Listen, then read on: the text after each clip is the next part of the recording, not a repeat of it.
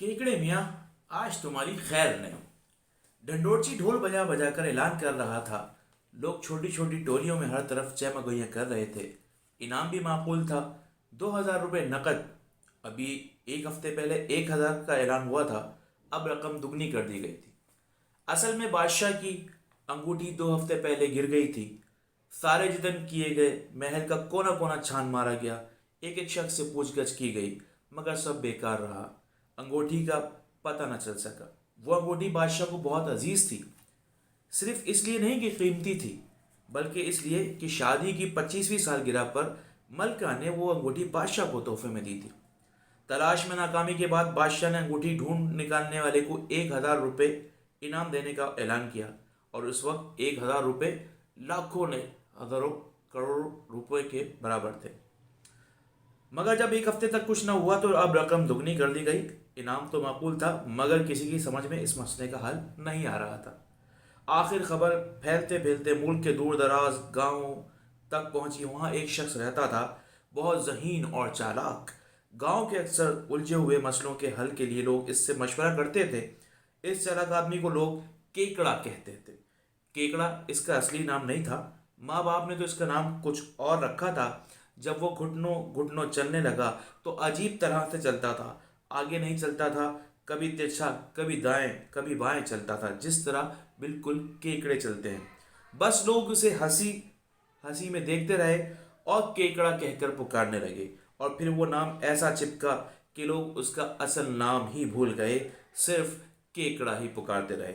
2,000 रुपये का ऐलान सुनकर केकड़े के दोस्तों ने उसे अंगूठी ढूंढने का मशवरा दिया और उसे इस काम पर आमादा करने की कोशिश की, और आखिर दोस्तों के काफ़ी इसरार के बाद एक रोज़ वह तैयार हो गया।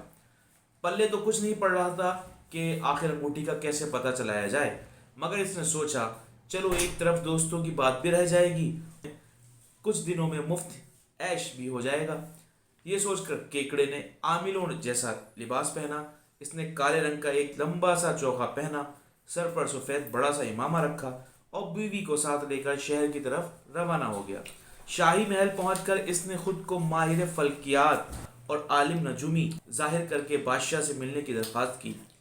बादशाह, जो इस वक्त तक नामुम्मीद हो चुका था, केकड़े के आने की खुशी सुनकर खुश हो गया, और उसने केकड़े को फौरन अपने महल के अंदर बुलाया और उससे कहा, मुझे उम्मीद है कि तुम अपने इल्म से अंगूठी का पता चला सकोगे। इस सिलसिले में तुम्हें जिस चीज़ की ज़रूरत है फौरन बयान करो, तुम्हें हर चीज़ और हर सहूलत मिलेगी। केकड़े ने बादशाह की बातें बहुत गौर से सुनी, फिर जवाब दिया, आली जाह, मामला बड़ा पेचीदा है। बहरहाल इस मसले को हल करने के लिए मैं हर अमल करूँगा। इस काम के लिए मुझे मुख्तलिफ जायचे बनाने होंगे और फिर हिसाब लगाकर जायजा लेना होगा, ताकि सही नतीजा सामने आए। हिसाब किताब और हिस्सों का काम चूँकि काफ़ी वक्त लेता है, इसलिए देर तो हो जाएगी, बहरहाल काम हो जाएगा। ऐसे में आली वक्तन फवक्तन बताता रहूँगा कि काम किस मरहले में है, जल्द ही आपको खुशखबरी सुनाऊं। इसके बाद केकड़े ने एक बड़ा कमरा लिया और बहुत से कलम, मुख्तलिफ किस्म की रोशनाइयाँ और बहुत से बड़े बड़े मोमी कागज मुहैया करने को कहा, जो बादशाह के हुक्म पर इसे फौरन ही दे दिए गए। इसके अलावा शाही महल के एक हिस्से में मियाँ बीवी के रहने का इंतज़ाम कर दिया गया। केकड़े को आता पता तो कुछ था नहीं, महज दिखावे के लिए इसने कागज़ के बड़े बड़े टुकड़ों पर मुख्तलिफ किस्म के हिस्से और आयचे बना डाले और सैयारों और बुर्जों की शक्लें बना बनाकर दीवारों पर लगा दी। इसके साथ ही हाथ में कलम लिए कभी आड़ी कभी तिरछी लकीरें खींचता रहता। वो जाहिर ये कर रहा था कि वो हिसाब व किताब में मसरूफ़ है। हर रोज़ एक मुलाजिम इसके कमरे में आता, खाना देता और चला जाता। खाना खाने के बाद वो बर्तन वापस ले जाता। एक रोज़ एक नया मुलाजिम केकड़े के खाना लेकर आया, लेकिन वो पुराने मुलाजिम की तरह दस्तरखान लगाकर खामोश एक तरफ खड़े होकर केकड़े के खाना खाने का इंतजाम करने के बजाय कमरे में इधर उधर घूमने लगा। कभी वो एक नक्शे को देखता और कभी दूसरे के पास जाकर मुस्कुराता, और आखिर थोड़ी देर के बाद वो केकड़े से बोला, जनाब आमिर साहब, आखिर ये ढोंग कब तक जचाएंगे? बादशाह अहमक सही, मगर एक दिन आपका पोल खुलकर रहेगा, फिर आपका क्या बनेगा? केकड़े को मुलाजिम के इस अंदाज पर अचंभा हुआ और गुस्सा भी आया, मगर वो जब्त कर गया।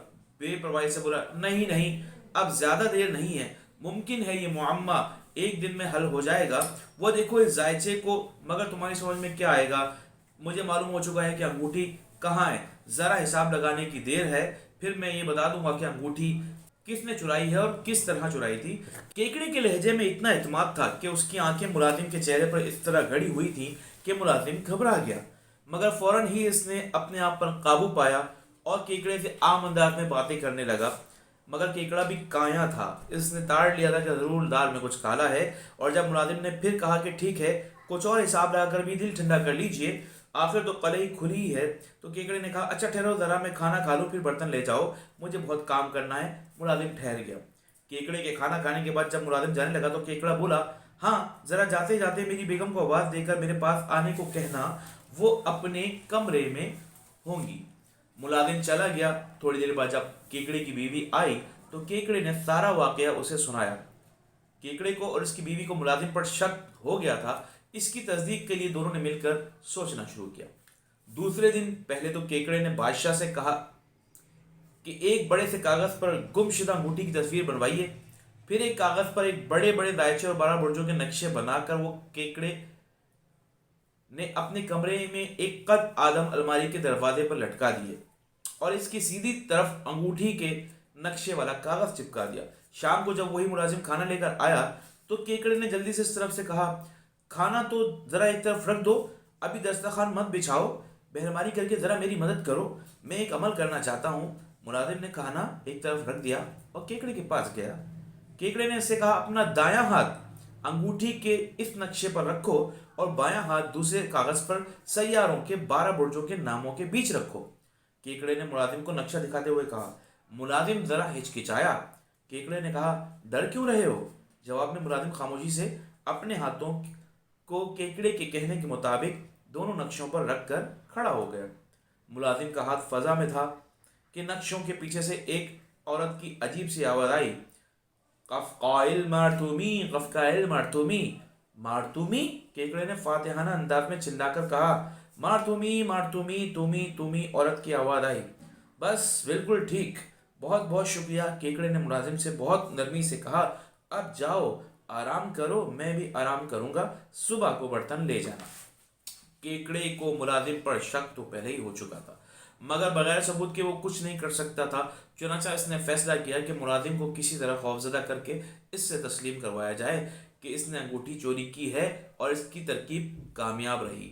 ملازم واقعی گھبرا گیا تھا، اس کا دایاں ہاتھ جو انگوٹھی کے نقش پر تھا کانپ رہا تھا۔ پھر جیسے ہی کیکڑے نے اسے جانے کی اجازت دی وہ سر پٹ بھاگا۔ دوسرے روز ملازم صبح ہی صبح آ پہنچا اور آتے ہی اس نے انگوٹھی چرانے کا اقرار بھی کر لیا اور کیکڑے سے عاجزی سے کہا میری آپ سے التجا ہے کہ بادشاہ سلامت سے میری شکایت نہ کریں ورنہ میری جان چلی جائے گی۔ میں ایک غریب آدمی ہوں، لالچ نے مجھے اندھا کر دیا تھا، میں اپنے کیے پر بہت شرمندہ ہوں، آپ مجھے بچا لیجئے، میں انگوٹھی واپس کر دوں گا۔ کیکڑے نے جواب دیا میں بھی ایک غریب آدمی ہوں، لہذا کیا حرج ہے کہ اگر ہم دونوں آپس میں ایک معاملہ طے کر لیں؟ ہاں مگر اگر تم پھانسی سے بچنا چاہتے ہو تو انگوٹھی کی واپسی کے ساتھ 20 اشرفیوں کا انتظام بھی کرنا ہوگا، یہ کام آج تک ہو جانا چاہیے۔ ملازم پہلے تو اشرفیوں کا نام سن کر تھوڑی سی اکڑ مکڑ کرنے لگا، مگر بعد میں کیکڑے کے خوف سے راضی ہو گیا۔ شام کو ملازم انگوٹھی اور 20 اشرفیاں لے کر کیکڑے کے پاس آیا۔ کیکڑے نے اشرفیاں گن کر اپنے پاس رکھیں، انگوٹھی کو اچھی طرح دیکھا اور اطمینان کر لینے کے بعد کہا اچھا اب یہ انگوٹھی لے کر وہ سامنے تالاب کے جو کنارے پر سفید ہنس دانا چگ رہا ہے، وہ جس کے گلے میں سکھ کنٹھا ہے، اسے جا کر یہ انگوٹھی نکلوا دو، یعنی اس کے پیٹ تک پہنچا دو۔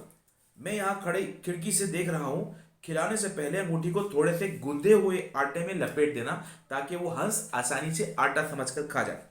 ملازم باہر گیا، کیکڑا کھڑکی سے دیکھتا رہا۔ جب ملازم نے ہنس کو انگوٹھی نگلوا دی تو کیکڑے نے جھٹ اپنا خصوصی لباس پہنا اور بادشاہ کے خاص خادم کے پاس جا کر بادشاہ سے ملنے کی درخواست کی۔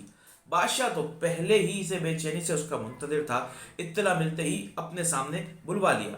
کیکڑے نے ادب سے کورنش بجایا اور پھر بولا جہاں پناہ کا اقبال بلند ہو، بڑی جاں فشانی کے ساتھ آخر اس ناچیز کو آپ کی انگوٹھی کی اطلاع مل چکی ہے، غلام مبارکباد دینے کے لیے حاضر ہوا ہے کہ جناب انگوٹھی کا سراغ مل گیا ہے۔ تو کہاں ہے انگوٹھی؟ بادشاہ نے نہایت بے قراری سے پوچھا۔ جلدی جاؤ اور مجھے بتاؤ۔